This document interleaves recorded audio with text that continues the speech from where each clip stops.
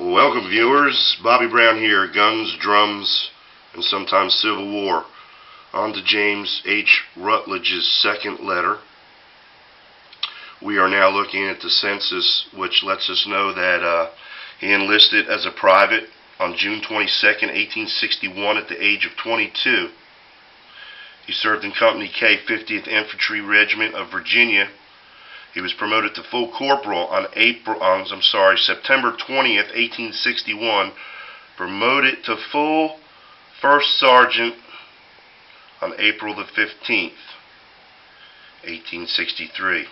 Unfortunately, he was killed on May the 3rd, 1863 at Chancellorsville, Virginia, while serving with the Company K, 50th Infantry Regiment of Virginia. Let's read the second letter. And here is a copy of the second letter that I was fairly successful at transcribing. You can see that it's dated January 6th, 1863.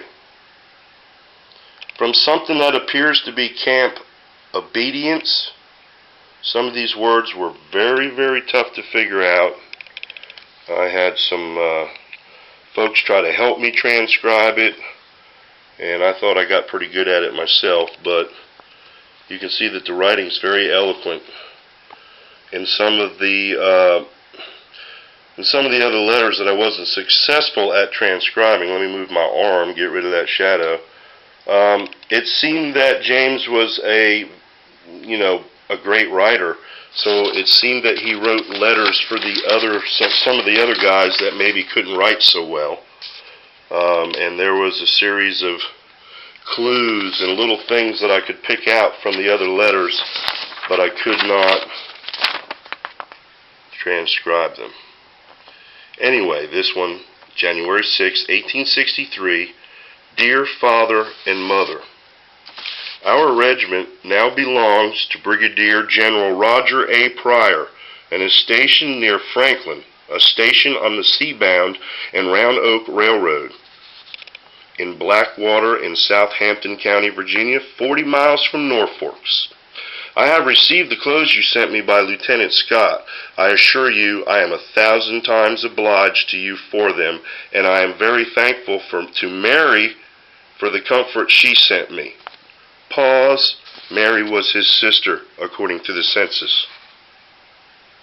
My coat and pants too fitted me finely.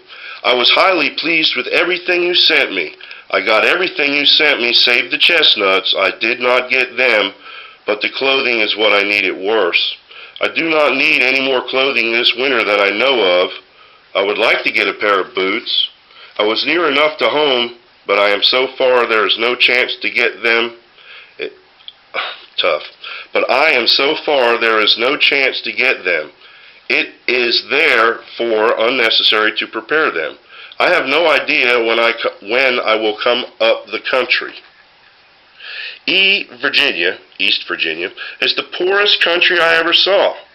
The forest is almost entirely pine, little old sorry field pine at that. People who live in this country seem to be pretty wealthy, but I cannot figure how, unless they got it by hereditary estate or by dint of hard labor at cultivating their sand for the production of goober peas and sweet potatoes. They raise large crops of those two kinds of vegetables.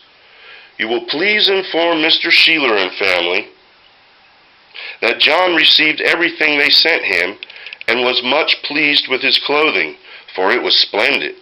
John and myself are well, and in as good a spirits as to be expected under the circumstances, with our bodies still unfalteringly resigned to the sacrificial altar of our country, for the redemption of peace and the security of freedom, to us and you. I will close by assuring you that I hope for you all the fortunes of health, blessings of providence, and the hoping that old age ought to secure to us all. Your affectionate son, James H.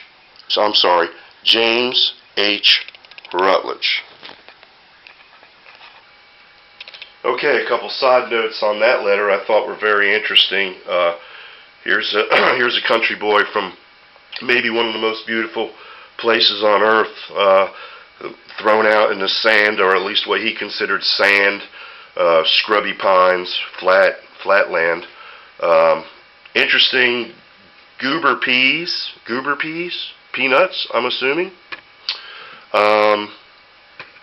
And I thought it was very interesting how he got cheated out of his chestnuts, poor fella.